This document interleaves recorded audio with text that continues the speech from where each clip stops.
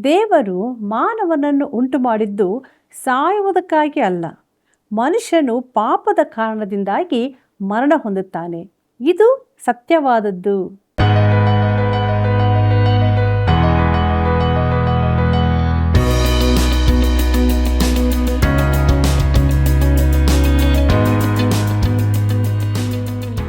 ಆತ್ಮೀಯ ವೀಕ್ಷಕ ಬಂಧುಗಳೇ, ನಿಮ್ಮೆಲ್ಲರಿಗೂ ತುಂಬ ಹೃದಯದ ವಂದನೆಗಳು. ಸತ್ಯವೇದ ಅಧ್ಯಯನ ಕಾರ್ಯಕ್ರಮದಲ್ಲಿ ನಿಮ್ಮ ಪಾಲುಗಾರಿಕೆಯು ನಿಮ್ಮ ಕರೆಗಳಿಗಾಗಿಯೂ ಪ್ರೋತ್ಸಾಹಕ್ಕಾಗಿಯೂ ನಾವು ವಂದನೆಗಳನ್ನು ಸಲ್ಲಿಸ್ತಾ ಇದ್ದೇವೆ. ಇಂದಿನ ಕಾರ್ಯಕ್ರಮದಲ್ಲಿ ನಾವು ಕ್ರಿಸ್ತನು ತನ್ನನ್ನು ಬರಿದು ಮಾಡಿಕೊಂಡು ಕೆಳಗಿದ್ದ 6 ಹಂತಗಳನ್ನು ಈ ದಿನ ನಾವು ಧ್ಯಾನ ಮಾಡ್ತಾ ಇದ್ದೇವೆ. ಪ್ರತಿಯೊಂದು ಹಂತದ ಅಧ್ಯಯನವು ನಮ್ಮ ಆತ್ಮಕ್ಕೆ ಪ್ರಯೋಜನವಾಗಿರಲಿ ಎಂದು ದೇವರಲ್ಲಿ ಬೇಡಿಕೊಳ್ಳುತ್ತಾ ದೇವರಾತ್ಮನ ಸಹಾಯದಿಂದ ನಮ್ಮ ಅಧ್ಯಯನವನ್ನು ಈಗ ಪ್ರಾರಂಭಿಸೋಣ. ಯೆಹೋವನಿಗೆ ಮೊರೆಯಿಡುವವರು ಯಥಾರ್ಥವಾಗಿ ಮೊರೆಯಿಡುವುದಾದರೆ ಆತನು ಹತ್ತಿರವಾಗಿಯೇ ಇದ್ದಾನೆ. ಕೀರ್ತನೆಗಳು 145:18. ಕರ್ತನಲ್ಲಿ ಪ್ರೀತಿಯುಳ್ಳ ಸಹೋದರ ಸಹೋದರಿಯರೇ, ನಮ್ಮ ರಕ್ಷಕನಾದ ಯೇಸು ಕ್ರಿಸ್ತನ ಮಹಿಮೆಯ ನಾಮದಲ್ಲಿ ನಿಮ್ಮೆಲ್ಲರಿಗೂ ನನ್ನ ಹೃದಯಪೂರ್ವಕವಾದ ಪ್ರೀತಿಯ ವಂದನೆಗಳು. ದೇವರ ಮಹಾಕೃಪೆಯಿಂದ ಪೌಲನು ಫಿಲಿಪ್ಪಿಯರಿಗೆ ಬರೆದ ಪತ್ರಿಕೆಯ ಅಧ್ಯಯನದಲ್ಲಿ ನಾವು ಮುಂದೆ ಸಾಗುವಾಗ ಈಗ 2ನೇ ಕೆಳಗಿಳಿಯುವ ಹಂತವನ್ನು ನೋಡುತ್ತೇವೆ. ಫಿಲಿಪ್ಪಿಯರಿಗೆ ಬರೆದ ಪತ್ರಿಕೆ 2ನೇ ಅಧ್ಯಾಯ 7ನೇ ವಚನ ಹೀಗೆ ಹೇಳುತ್ತದೆ: ತನ್ನನ್ನು ಬರಿದು ಮಾಡಿಕೊಂಡು ದಾಸನ ರೂಪವನ್ನು ಧರಿಸಿಕೊಂಡು ಮನುಷ್ಯರಿಗೆ ಸದೃಶನಾದನು ಎಂಬುದಾಗಿ. ಪ್ರೀತಿಯುಳ್ಳ ದೇವಜನರೇ, ತನ್ನನ್ನು ಬರಿದು ಮಾಡಿಕೊಂಡು ಅಂದರೆ ಏನೂ ಅಲ್ಲದವನಾಗಿ ಮಾಡಿಕೊಂಡು. ಕ್ರಿಸ್ತನು ತನ್ನನ್ನು ಬರಿದು ಮಾಡಿಕೊಂಡನು. ಆತನು ಯಾವುದರಿಂದ ಖಾಲಿ ಮಾಡಿಕೊಂಡನು?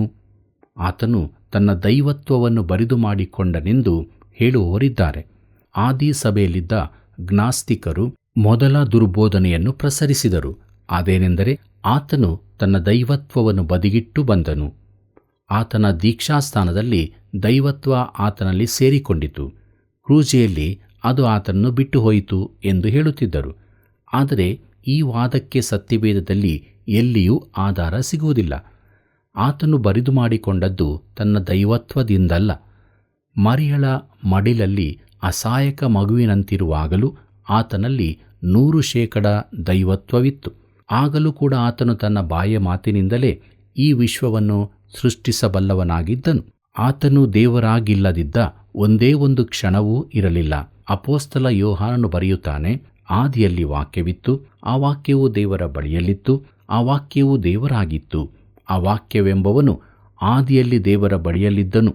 ಆತನ ಮೂಲಕವಾಗಿ ಸಮಸ್ತವೂ ಉಂಟಾಯಿತು. ಉಂಟಾಗಿರುವ ವಸ್ತುಗಳಲ್ಲಿ ಆತನಿಲ್ಲದೆ ಒಂದಾದರೂ ಉಂಟಾಗಲಿಲ್ಲ ಎಂಬುದಾಗಿ ಯೋಹಾನ ಬರೆದ ಸುವಾರ್ತೆ 1ನೇ ಅಧ್ಯಾಯ ಮೊದಲಿನ 3 ವಚನಗಳಲ್ಲಿ ನೋಡುತ್ತೇವೆ. ಹಾಗಾದರೆ ಕರ್ತನಾದ ಯೇಸು ಈ ಭೂಮಿಗೆ ಬಂದಾಗ ಏನನ್ನು ಬರಿದು ಮಾಡಿದನು? ಆತನು ದೈವತ್ವದ ಅಧಿಕಾರವನ್ನು ಬದಿಗಿಟ್ಟನೆಂದು ನಾನು ನಂಬುತ್ತೇನೆ. ಈ ಲೋಕದಲ್ಲಿ ಆತನು ಕೆಲವು ಮಿತಿಗಳೊಳಗೆ ವಾಸಿಸಿದನು, ಆದರೆ ಅವು ತಾನೇ ಹಾಕಿಕೊಂಡ ಮಿತಿಗಳಾಗಿದ್ದವು. ಆತನು ದೇವರಾಗಿಲ್ಲದಿದ್ದ ಸಮಯವೇ ಇರಲಿಲ್ಲ. ಮನುಷ್ಯನಾಗಿದ್ದರಿಂದ ಆತನ ದೈವತ್ವದಲ್ಲಿ ಯಾವ ಕಡಿಮೆ ಇರಲಿಲ್ಲ. ಆದರೂ ಆತನು ತನಗಿದ್ದ ದೈವತ್ವದ ಅಧಿಕಾರವನ್ನು ಬದಿಗಿಟ್ಟನು. ಕರ್ತನಲ್ಲಿ ಪ್ರಿಯರೇ, ಆತನು ಈ ಲೋಕಕ್ಕೆ ಬಂದಾಗ ಇದ್ದ ಕೆಲವು ಕುರುಬರು, ಜೋಯಿಸರು, ದೂತ ಸೈನ್ಯ ಇವೆಲ್ಲವೂ ಒಟ್ಟಾಗಿದ್ದರೂ ಆತನ ಮಹಿಮೆಯ ಘನತೆಗೆ ಅದು ತಕ್ಕದ್ದಾಗಿರಲಿಲ್ಲ. ಈ ಜನರ ಗುಂಪಿನೊಂದಿಗೆ ಇಡೀ ವಿಶ್ವವೇ ಅಲ್ಲಿ ಇರಬೇಕಾಗಿತ್ತು. ಮೂಡಣದ ಜೋಯಿಸರು ಮಾತ್ರವಲ್ಲ, ಪೂರ್ವ, ಪಶ್ಚಿಮ, ಉತ್ತರ, ದಕ್ಷಿಣ ಸಮಸ್ತ ದಿಕ್ಕುಗಳಿಂದಲೂ ಒಟ್ಟಾಗಿ ಜನ ಸೇರಬೇಕಾಗಿತ್ತು. ಯೆರೂಸಲೇಮಿನ ದೇವಾಲಯದ ಜನ ಸಮೂಹವೆಲ್ಲ ಬೆತ್ಲೆಹೇಮಿನಲ್ಲಿರಬೇಕಾಗಿತ್ತು. ಆದರೆ ಹಾಗಾಗಲಿಲ್ಲ. ಆತನು ಅವರನ್ನು ಬರುವುದಕ್ಕೆ ಯಾಕೆ ಒತ್ತಾಯಿಸಲಿಲ್ಲ? ಯಾಕೆಂದರೆ ಆತನು ತನ್ನ ದೈವತ್ವದ ಅಧಿಕಾರವನ್ನು ತೆಗೆದಿರಿಸಿದ್ದನು. ಆತನು ಒಂದು ಕೊಳಕಾದ ಸ್ಥಳದಲ್ಲಿ ಹುಟ್ಟಲು ಒಪ್ಪಿಕೊಂಡಿದ್ದನು. ಈಗ ಆಚರಿಸುವ ಹಾಗೆ ಕ್ರಿಸ್ಮಸ್ ಗೋದಲಿ ಕಾಡುಗಳ ನಡುವೆ ಅಲ್ಲ. ಆತನು ಒಂದು ಕಡೆಗಣಿಸಲ್ಪಟ್ಟ ಹಳ್ಳಿಯಾದ ನಜರೇತಿನಲ್ಲಿ ಬೆಳೆಯಲು ಒಪ್ಪಿಕೊಂಡನು. ಒಬ್ಬ ಅಲಕ್ಷಿಸಲ್ಪಟ್ಟ ಬಡಗಿಯಾಗಿ ಬೆಳೆದನು. ಆತನ ಪರಲೋಕದ ಮಹಿಮೆಯು ಸದಾಕಾಲ ಆತನ ಸಂಗಡ ಇರುವುದಕ್ಕೆ ಸಾಧ್ಯವಿತ್ತು. ಆದರೆ ಆತನು ಹಾಗೆ ಮಾಡಲಿಲ್ಲ. ಆತನ ಈಗಿನ ಅನೇಕ ಚಿತ್ರಗಳಲ್ಲಿ ಕಾಣುವಂತಹ ಪ್ರಭಾವಲಯ ಆತನ ತಲೆಯ ಸುತ್ತಲೂ ಇದ್ದಿರಲಿಲ್ಲ. ಆತನನ್ನು ಹಿಡಿಯಲು ಸಿಪಾಯಿಗಳಿಗೆ ಗುರುತು ಸಿಕ್ಕಲಿಕ್ಕಾಗಿ ಯೂದನು ಆತನಿಗೆ ಮುದ್ದಿಡಬೇಕಾಯಿತು. ಆತನು ಯಾವ ರೀತಿಯಿಂದಲೂ ತನ್ನ ಸುತ್ತಣದ ಜನರಿಂದ ಪ್ರತ್ಯೇಕವಾದವನಾಗಿರಲಿಲ್ಲ. ಕರ್ತನಲ್ಲಿ ಪ್ರಿಯರೇ, ಆತನು ಮಾನವನಾಗಿದ್ದನು, ಆದರೆ ಮಾಂಸಧಾರಿಯಾದ ದೇವರಾಗಿದ್ದನು. ತನ್ನ ದೈವತ್ವದ ಅಧಿಕಾರವನ್ನು ಆತನು ಬದಿಗಿರಿಸಿದ್ದನು. ಪ್ರಿಯರೇ, ಇದನ್ನು ನಾವು ನಂಬಬಹುದೋ? ಖಂಡಿತವಾಗಿಯೂ. ತನ್ನ ಭೂಲೋಕದ ಸೇವೆಯನ್ನು ಮುಗಿಸಿದ ಬಳಿಕ ಆತನು ಕೊನೆ ರಾತ್ರಿಯಲ್ಲಿ ತನ್ನವರನ್ನೆಲ್ಲ ಒಟ್ಟು ಸೇರಿಸಿಕೊಂಡು ತನ್ನ ಪರಲೋಕದ ತಂದೆಗೆ ಅದ್ಭುತವಾದ ಒಂದು ಪ್ರಾರ್ಥನೆಯನ್ನು ಮಾಡಿದನು. ಅದರಲ್ಲಿ ಆತನು ಹೇಳಿದ ಒಂದು ಮಾತು ಹೀಗಿದೆ: ಈಗ ತಂದೆಯೇ, ನೀನು ನಿನ್ನ ಬಳಿಯಲ್ಲಿ ನನ್ನನ್ನು ಮಹಿಮೆಪಡಿಸು ಎಂಬುದಾಗಿ ಯೋಹಾನ ಬರೆದ ಸುವಾರ್ತೆ 17ನೇ ಅಧ್ಯಾಯ 5ನೇ ವಚನದಲ್ಲಿ ಓದುತ್ತೇವೆ. ಕರ್ತನಲ್ಲಿ ಪ್ರಿಯರೇ, ಇದನ್ನು ಚೆನ್ನಾಗಿ ಗಮನಿಸಿರಿ. ತನಗಿದ್ದ ಮೊದಲಿನ ಮಹಿಮೆಯನ್ನು ಪುನಃ ಸ್ಥಾಪಿಸಬೇಕೆಂದು ಆತನು ಪ್ರಾರ್ಥಿಸಿದನು. ತನ್ನ ದೈವತ್ವವನ್ನು ಪುನಃ ಸ್ಥಾಪಿಸಬೇಕೆಂದು ಕೇಳಿಕೊಳ್ಳಲಿಲ್ಲ. ಯಾಕಂದರೆ ಆತನು ತನ್ನ ದೈವತ್ವವನ್ನು ಎಂದೂ ಕಳಚಿರಲಿಲ್ಲ. ಈಗ ಆತನು ಪರಲೋಕಕ್ಕೆ ಹಿಂತಿರುಗುತ್ತಿರುವಾಗ ತನ್ನ ಮಹಿಮೆಯ ಪ್ರಕಾಶವು ಪುನಃ ಸ್ಥಾಪಿಸಲ್ಪಡಲಿ ಎಂಬುದಾಗಿ ಕೇಳಿಕೊಳ್ಳುತ್ತಿದ್ದಾನೆ. ಆತನು ಅದನ್ನು ಬದಿಗಿರಿಸಿದ್ದನು. ದೇವರಿಗೆ ಸರಿ ಸಮಾನನಾಗಿರುವುದೆಂಬ ಅಮೂಲ್ಯ ಪದವಿಯನ್ನು ಬಿಡಲೊಲ್ಲೆನು ಎಂದೆನಿಸದೆ ತನ್ನನ್ನು ಬರಿದು ಮಾಡಿಕೊಂಡನು ಎಂಬುದಾಗಿ ನಾವು ತಿಳಿದಿದ್ದೇವೆ. ಪ್ರಿಯರೇ, ಕೆಳಕ್ಕಿಳಿದ ಮೂರನೇ ಹಂತವೆಂದರೆ ದಾಸನ ರೂಪವನ್ನು ಧರಿಸಿಕೊಂಡಂತಾದದ್ದು. ಪ್ರೀತಿಯುಳ್ಳ ದೇವಜನರೇ, ಆತನು ಬಡಗಿಯಾಗಿ ಕೆಲಸ ಮಾಡಿದನು. ಆ ದಿನಗಳಲ್ಲಿ ನೀನು ಜೀವಿಸುತ್ತಿದ್ದರೆ ನಜರೇತಿನ ಆ ಮಾರ್ಗವಾಗಿ ಹೋಗುವಾಗ ಮರದ ಕೆಲಸಕ್ಕಾಗಿ ಆತನನ್ನು ಕರೆಯಬಹುದಾಗಿತ್ತು. ನನ್ನ ಮನೆಯ ಬಾಗಿಲಿಗೆ ದುರಸ್ತಿಯಾಗಬೇಕಾಗಿದೆ, ಬರುತ್ತೀಯಾ ಎಂದು ಆತನನ್ನು ಕೇಳುತ್ತಿದ್ದರೆ ಆತನು ಆಯಿತು, ಬರುತ್ತೇನೆ ಎನ್ನುತ್ತಿದ್ದನು. ಹೀಗೆ ಆತನು ಒಬ್ಬ ದಾಸನ ರೂಪವನ್ನು ತಾಳಿಕೊಂಡನು. ಆತನು ಕೈಸರನ ಅರಮನೆಯಲ್ಲಿ ಹುಟ್ಟಬಹುದಿತ್ತು. ಆತನು ಅರಸನಾಗಿದ್ದನು, ಆದರೆ ಆತನು ತಾನು ಅರಸನೆಂಬುದಾಗಿ ಹೇಳಿಕೊಳ್ಳಲಿಲ್ಲ. ಯೆರೂಸಲೇಮಿಗೆ ವಿಜಯದೊಂದಿಗೆ ಪ್ರವೇಶಿಸುವ ಕ್ಷಣದವರೆಗೂ ಆತನು ಹೇಳಿಕೊಳ್ಳಲಿಲ್ಲ. ಕರ್ತನಲ್ಲಿ ಪ್ರಿಯರೇ, ಆತನು ಈ ಲೋಕಕ್ಕೆ ಒಬ್ಬ ಕೆಲಸದ ಆಳಾಗಿ, ದೀನನಾಗಿ, ಸಣ್ಣ ಮನುಷ್ಯನಾಗಿ ಬಂದನು. ತಾನು ದೊಡ್ಡ ಮನುಷ್ಯನಾಗುವಂತೆ ತಪ್ಪಿಸಿಕೊಂಡದ್ದು ಮಾತ್ರವಲ್ಲದೆ ನಾವೆಲ್ಲರೂ ಇರುವಂಥ ಸಾಮಾನ್ಯ ಜನರ ನಡುವೆ ಚಿಕ್ಕ ಮನುಷ್ಯನಾಗಿ ವಾಸಿಸಿದನು. ಕರ್ತನಲ್ಲಿ ಪ್ರಿಯರೇ, ಕ್ರಿಸ್ತನು ಈಶಾಯನ ಬುಡದಿಂದ ಹೊರಡುವನೆಂದು ಏಷಾಯನು ಪ್ರವಾದಿಸಿದ್ದನು.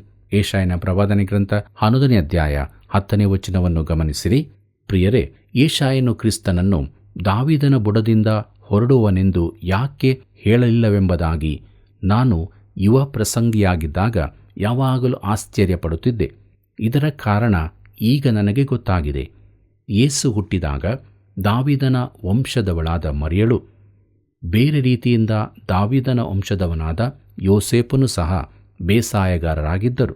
ಅವರು ಆ ಚಿಕ್ಕ ಊರಾದ ನಜರೇತಿನಲ್ಲಿ ತಮ್ಮ ದಿನದ ಊಟಕ್ಕಾಗಿ ದುಡಿಯುವವರಾಗಿದ್ದರು. ಹಾಗಾದರೆ ಯೇಸು ದಾವೀದನ ವಂಶದವನಲ್ಲವೋ? ಖಂಡಿತವಾಗಿಯೂ ಹೌದು. ದಾವೀದನು ಅಭಿಷೇಕಿಸಲ್ಪಟ್ಟ ಅರಸನಾಗಿದ್ದನು. ಆದರೆ ಅವನ ತಂದೆಯಾದ ಈಶಾಯನು ಬೆತ್ಲೆಹೇಮಿನಲ್ಲಿ ಒಬ್ಬ ಕೃಷಿಕನಾಗಿದ್ದನು. ಅವನ ವಂಶಾವಳಿಯು ಕೃಷಿಕರ ವಂಶಾವಳಿಯಾಗಿತ್ತು. ನಮ್ಮ ಕರ್ತನು ಒಬ್ಬ ಕೃಷಿಕನ ಸಂತತಿಯಲ್ಲಿ ಜನಿಸಿದವನಾಗಿದ್ದನು. ದಾಸನ ರೂಪವನ್ನು ಧರಿಸಿಕೊಂಡು ಎಂಬುದಾಗಿ ನೋಡುವಾಗ ಆತನ 4ನೆಯ ತಗ್ಗಿಸುವಿಕೆಯ ಹಂತವು ಮನುಷ್ಯ ರೂಪ ಧರಿಸಿದ್ದು. ಕರ್ತನಲ್ಲಿ ಪ್ರಿಯರೇ, ಅನೇಕ ವರ್ಷಗಳವರೆಗೆ ಈ ವಿಷಯವು ನನಗೆ ವಿಶೇಷವೆಂಬುದಾಗಿ ಕಂಡಿರಲಿಲ್ಲ. ಯಾಕಂದರೆ ನಾನು ಒಬ್ಬ ಮನುಷ್ಯನಾಗಿದ್ದೆನು. ಮನುಷ್ಯನಾಗಿರುವುದು ಅವಮಾನದ ಸಂಗತಿ ಎಂದು ನನಗೆ ಕಂಡಿರಲಿಲ್ಲ. ಮಾನವನಾಗಿರುವುದರಲ್ಲಿ ಘನತೆಯಿದೆ ಎಂದೇ ಭಾವಿಸಿದ್ದೆನು. ಅದು ದೀನತೆಯ ಸಂಗತಿ ಹೇಗಾದೀತು? ನನಗೂ ನಿಮಗೂ ಸಹಾಯಕವಾಗಬಲ್ಲ ನಮಗೆ ತಿಳಿದ ದೃಷ್ಟಾಂತವೊಂದನ್ನು ನಾನು ಹೇಳುತ್ತೇನೆ. ಅದು ಹಾಸ್ಯಾಸ್ಪದವಾಗಿ ಕಾಣಬಹುದು, ಆದರೆ ಕ್ರಿಸ್ತನ ನರಾವತಾರದಲ್ಲಿನ ಆತನ ದೀನತೆಯನ್ನು ಅದು ತೋರಿಸಿಕೊಡುತ್ತದೆ. ದೇವಸೇವಕರಾದ ಡಾಕ್ಟರ್ ವರನ್ ಮ್ಯಾಗಿಯವರು ಈ ರೀತಿಯಾಗಿ ಹೇಳುತ್ತಾರೆ: ನಾವು 1940ರಲ್ಲಿ ಮೊದಲ ಬಾರಿಗೆ ಕ್ಯಾಲಿಫೋರ್ನಿಯಾಕ್ಕೆ ಬಂದಾಗ ಅಲ್ಲಿದ್ದ ಇರುವೆ ಮತ್ತಿತರ ಕೀಟಗಳನ್ನು ಚಳಿಗಾಲದಲ್ಲಿ ಕೊಲ್ಲುತ್ತಿರಲಿಲ್ಲ. ನಾವು ನವೆಂಬರ್ ತಿಂಗಳಲ್ಲಿ ಇಲ್ಲಿಗೆ ಬಂದಿದ್ದೆವು. ಒಂದು ದಿನ ಬೆಳಿಗ್ಗೆ ಅಡುಗೆ ಕೋಣೆಯಲ್ಲಿ ಇರುವೆಗಳ ಒಂದು ಸಾಲು ಕೈ ತೊಳೆಯುವ ಸ್ಥಳದತ್ತ ಹೋಗುತ್ತಿದ್ದುದನ್ನು ಕಂಡೆ. ಒಂದು ಬದಿಯಿಂದ ಬಂದು ಇನ್ನೊಂದು ಬದಿಯಿಂದ ಹೊರ ಹೋಗುತ್ತಿದ್ದವು. ಅವು ಹೇಗೋ ಸಕ್ಕರೆ ಡಬ್ಬಿಯನ್ನು ಕಂಡುಹಿಡಿದು ಆ ಡಬ್ಬಿಯೊಳಗೆ ಹೋಗುತ್ತಾ ಅದರಿಂದ ಬರುತ್ತಾ ಇದ್ದವು. ನಾನು ಅದನ್ನು ನೋಡುತ್ತಾ ಅದನ್ನೆಲ್ಲ ಕೊಲ್ಲುವುದೇ ಒಳ್ಳೆಯ ಉಪಾಯವೆಂದು ಯೋಚಿಸಿದೆ. ನಾನು ಕ್ರೂರಿಯಲ್ಲ, ವಿಘ್ನ ಸಂತೋಷಿಯಲ್ಲ. ಕೊಲ್ಲುವುದು ನನಗೆ ಇಷ್ಟವಾದದ್ದಲ್ಲ.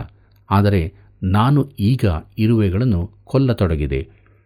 ಇರುವೆ ಕೊಲ್ಲುವ ಔಷಧ ಹಾಕಿ ಅದನ್ನು ನಿರ್ಮೂಲ ಮಾಡಿದೆ. ನಾವು ನಮ್ಮ ಸ್ವಂತ ಮನೆಗೆ ಹೋದಾಗ ಅಲ್ಲಿ ಇರುವೆಗಳಿದ್ದವು. ನಾವು ಹೋದ ಹೊಸ ಸ್ಥಳ ಅವುಗಳಿಗೆ ಗೊತ್ತಾದಂತಿತ್ತು. ಕೀಟನಾಶಕ ವ್ಯವಹಾರ ಮಾಡುತ್ತಿದ್ದ ಒಬ್ಬ ಕ್ರೈಸ್ತ ಸ್ನೇಹಿತನ ಪರಿಚಯವಾಯಿತು. ಅವರು ನಮ್ಮ ಮನೆಗೆ ವರ್ಷಕ್ಕೆ 2 ಆವರ್ತಿ ಬಂದು ಎಲ್ಲ ಕಡೆ ಕೀಟನಾಶಕ ಸಿಂಪಡಿಸಿ ಕೀಟಗಳನ್ನು ಪೂರ್ಣ ನಾಶ ಮಾಡುತ್ತಿದ್ದರು. ಹಾಸ್ಯಾಸ್ಪದವಾಗಿ ನಾನು ಹೇಳಬೇಕಾದರೆ ನಮ್ಮ ಹಿತ್ತಲಿನಲ್ಲಿದ್ದ ಎಲ್ಲ ಇರುವೆಗಳು ಸೇರಿ ಒಂದು ತುರ್ತುಕೂಟ ನಡೆಸಿರಬಹುದು. ಮ್ಯಾಗಿ ಅವರಿಗೆ ಧಿಕ್ಕಾರ, ಅವರು ಇರುವೆಗಳನ್ನು ದ್ವೇಷಿಸುತ್ತಾರೆ ಎಂಬುದಾಗಿ ಘೋಷಣೆ ಕೂಗಿರಬಹುದು. ಆದರೆ ನಾನು ಯಥಾರ್ಥವಾಗಿ ಇರುವೆಗಳನ್ನು ದ್ವೇಷಿಸುತ್ತಿಲ್ಲ.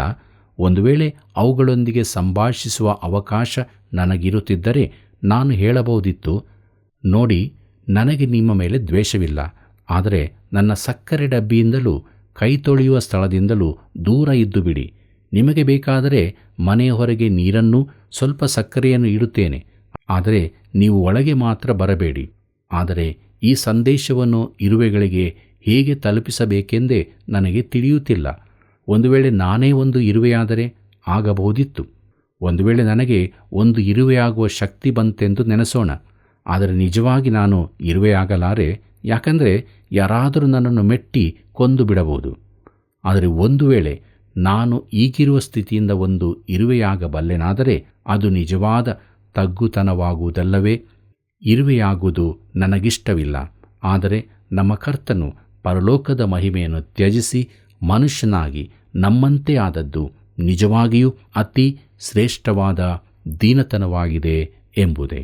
ಪ್ರೀತಿಯುಳ್ಳ ದೇವಜನರೇ, ಮುಂದಕ್ಕೆ ನಾವು ನೋಡೋಣ. ಫಿಲಿಪ್ಪಿಯವರಿಗೆ ಬರೆದ ಪತ್ರಿಕೆ 2ನೇ ಅಧ್ಯಾಯ 8ನೇ ವಚನ. ಅಲ್ಲಿ ಹೀಗೆ ಬರೆದದೆ, ಹೀಗೆ ಆತನು ಆಕಾರದಲ್ಲಿ ಮನುಷ್ಯನಾಗಿ ಕಾಣಿಸಿಕೊಂಡಿದ್ದಾಗ ತನ್ನನ್ನು ತಗ್ಗಿಸಿಕೊಂಡು ಮರಣವನ್ನು, ಅಂದರೆ ಶಿಲುಬೆಯ ಮರಣವನ್ನಾದರೂ ಹೊಂದುವಷ್ಟು ವಿಧೇಯನಾದನು ಎಂಬುದಾಗಿ.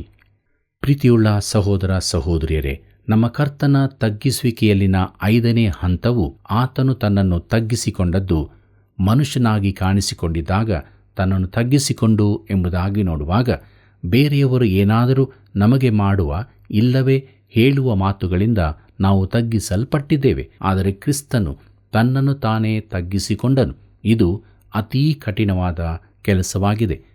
ಪ್ರಿಯರೇ, ಜಾನ್ ವೆಸ್ಲಿಯವರು ಒಮ್ಮೆ ಒಂದು ಅಗಲ ಕಿರಿದಾದ ಸೇತುವೆ ಮೂಲಕ ದಾಟುತ್ತಿದ್ದರು. ಅವರು ಅದರಲ್ಲಿ ಹೋಗುವಾಗ ಒಬ್ಬ ಉದಾರವಾದಿ ಪ್ರಸಂಗಿ ಎದುರಾದರು. ಆ ವ್ಯಕ್ತಿ ಹೆಮ್ಮೆಯಿಂದ, ನಾನು ಯಾವ ಮೂರ್ಖನಿಗೂ ದಾರಿ ಬಿಡಲಾರೆ ಎಂದರು. ಜಾನ್ ವೆಸ್ಲಿ ಅವರು ಕ್ಷಣಕಾಲ ಅವನನ್ನು ನೋಡಿ, ನಾನು ಯಾವಾಗಲೂ ಹಾಗೆ ಮಾಡುತ್ತೇನೆ ಎಂದು ಹೇಳಿ ಹಿಂದೆ ಸರಿದರು. ಈ ರೀತಿ ತಗ್ಗಿಸಿಕೊಳ್ಳುವುದು ಕಷ್ಟಕರವಾದದ್ದು. ಆದರೆ ನಾನು ಜಾನ್ ವೆಸ್ಲಿಯವರ ವರ್ತನೆಯನ್ನು ಕುರಿತು ತುಂಬ ಯೋಚಿಸುತ್ತಿದ್ದೆ. ನಮ್ಮನ್ನು ತಗ್ಗಿಸಿಕೊಳ್ಳುವುದು ನಮಗೆ ಬಹಳ ಕಷ್ಟ, ಆದರೆ ನಮ್ಮ ಕರ್ತನು ತನ್ನನ್ನು ತಗ್ಗಿಸಿಕೊಂಡನು. ಕರ್ತನಲ್ಲಿ ಪ್ರಿಯರೇ, ನಮ್ಮಲ್ಲಿ ಅನೇಕರಿಗೆ ತಗ್ಗಿಸಿಕೊಳ್ಳುವ ಅನುಭವಗಳಾಗಿವೆ. ದೇವಸೇವಕರಾದ ಡಾಕ್ಟರ್ ವರ್ನನ್ ಮ್ಯಾಗಿಯವರು ಹೀಗೆ ಹೇಳುತ್ತಾರೆ, ಅನೇಕ ವರ್ಷಗಳ ಹಿಂದೆ ನಾನು ಒಂದು ಬೇಸಿಗೆ ಶಿಬಿರದಲ್ಲಿ ಮಾತನಾಡುತ್ತಿದ್ದೆ. ಅಲ್ಲಿ ಮಾತನಾಡುವವರಲ್ಲಿ ಒಬ್ಬರು ಪ್ರತಿಷ್ಠಿತ ಬ್ರಿಟಿಷರಾಗಿದ್ದರು. ಅವರು ಒಳ್ಳೆ ವಾಗ್ಮಿಯಾಗಿದ್ದರು. ನಾನು ವೇದಿಕೆಯ ಮೇಲೆ ಕೂಡ ಕ್ರೀಡಾ ಮೇಲಂಗಿಯನ್ನು ಹಾಕಿಕೊಂಡದ್ದನ್ನು ನೋಡಿ ಅವರಿಗೆ ಆಶ್ಚರ್ಯವಾಯಿತು.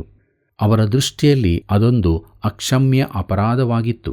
ಅವರು ಗಂಭೀರವಾದ ಗೌರವಸ್ಥ ಪೋಷಾಕುಗಳನ್ನು ಧರಿಸಿ ಟೈ ಹಾಕಿಕೊಂಡಿದ್ದರು. ಸಾಯಂಕಾಲದ ಕೂಟಗಳಿಗೂ ಹೀಗೆಯೇ ವಸ್ತ್ರ ಧರಿಸುತ್ತಿದ್ದರು. ಒಂದು ಅಪರಾಹ್ನ ಜೋರಾಗಿ ಮಳೆ ಬಂತು. ವೇದಿಕೆಯಲ್ಲಿನ ಒಂದು ಗ್ಲಾಸು ಮುರಿದಿದ್ದರಿಂದ ವೇದಿಕೆಯ ಮೇಲೂ ಮಳೆಹನಿ ಬೀಳುತ್ತಿತ್ತು. ವೇದಿಕೆಯ ಮೇಲೆ ಆ ದಿನದ ಪ್ರಸಂಗಿ ಮಾತ್ರವಲ್ಲದೆ ಎಲ್ಲ ಪ್ರಸಂಗಿಗಳು ಕುಳಿತುಕೊಳ್ಳುವ ಅಭ್ಯಾಸವಿತ್ತು.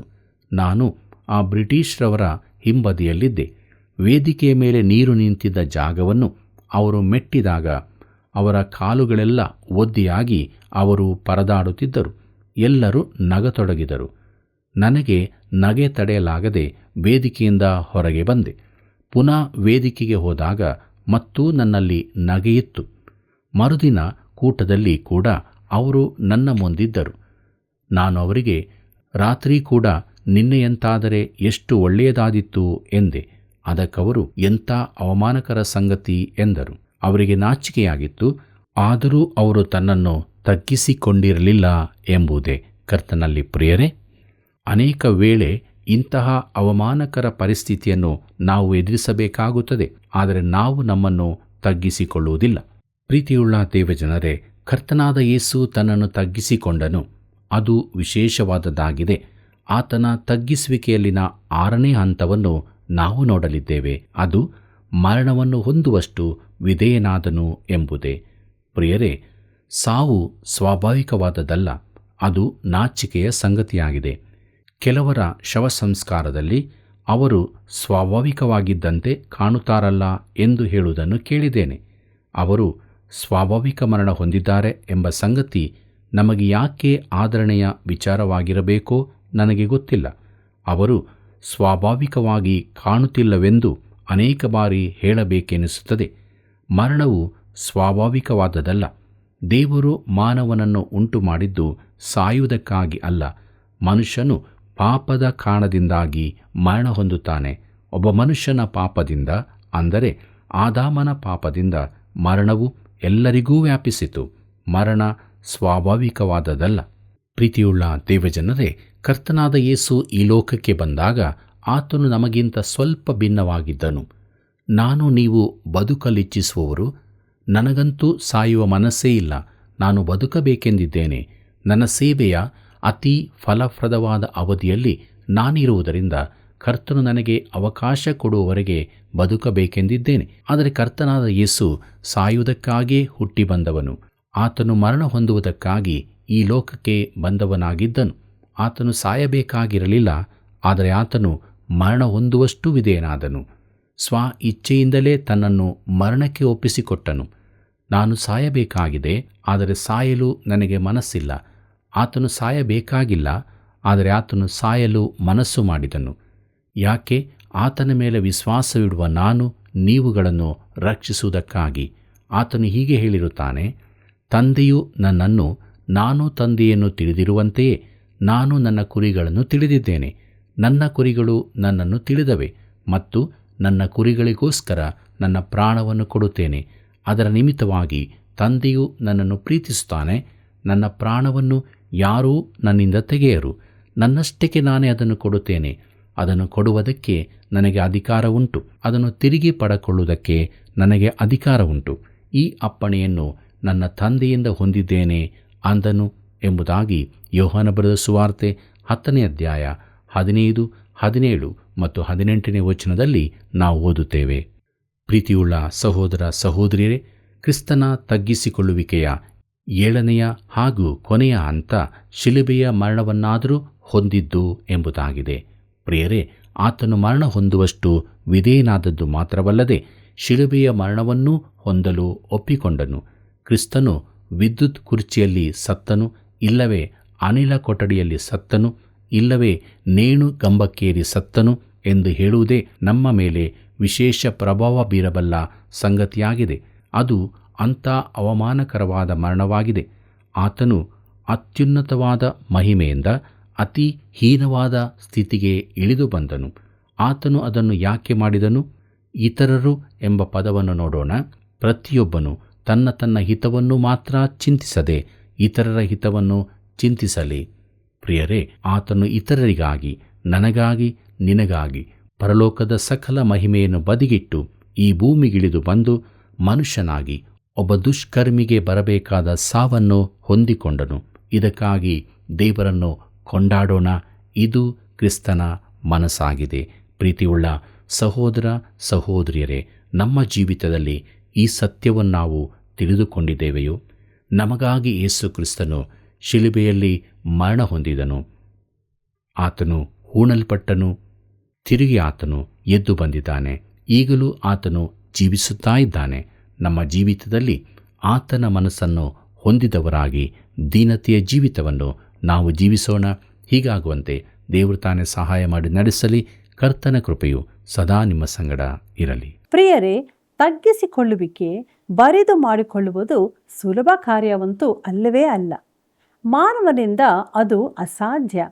ಆದರೆ ದೇವಾದಿ ದೇವನಾಗಿರುವ ಕ್ರಿಸ್ತನು ಅದನ್ನು ಸಾಧ್ಯವಾಗಿ ಮಾಡಿ ತೋರಿಸಿದ್ದಾನೆ. ಅದುವೇ ದೀನತೆ, ಕ್ರಿಸ್ತನ ಮನಸ್ಸು.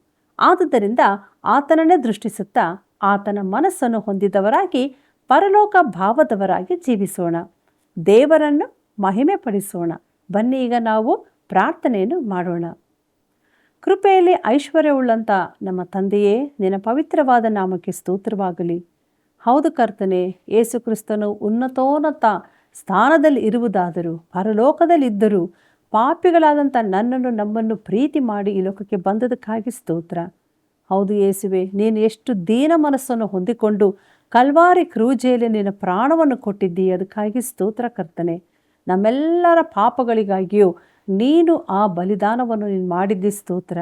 ನಿನ್ನ ಪರಿಶುದ್ಧವಾದ ರಕ್ತಕ್ಕಾಗಿ ನಾವು ನಿನಗೆ ಸ್ತೋತ್ರ ಸಲ್ಲಿಸ್ತೇವೆ. ಪ್ರೀತಿಯ ಬಾಂಧವರನ್ನು ಆಶೀರ್ವದಿಸು. ಇನ್ನೂ ಯಾರಾದರೂ ತಮ್ಮ ಹೃದಯವನ್ನು ನಿನಗೆ ಕೊಡದಿದ್ದರೆ ಕರ್ತನೆ, ಈ ಕ್ಷಣ ಅವರ ಸಂಗಡ ಮಾತನಾಡು ಕರ್ತನೆ. ಅವರನ್ನು ನಿನ್ನ ಮಗುವನಾಗಿ ಮಾಡಿಕೊಳ್ಳಬೇಕೆಂದು ಯೇಸುವಿನ ಮುದ್ದಾದ ನಾಮದಲ್ಲಿ ಬೇಡಿದ್ದೇವೆ ತಂದೆಯೇ, ಆಮೇನ್. ಪ್ರಿಯ ವೀಕ್ಷಕರೇ, ದೈವಾನ್ವೇಷಣೆ ಕಾರ್ಯಕ್ರಮವು ಎಷ್ಟೊಂದು ಅರ್ಥಗರ್ಭಿತವಾಗಿತ್ತು ಅಲ್ವಾ?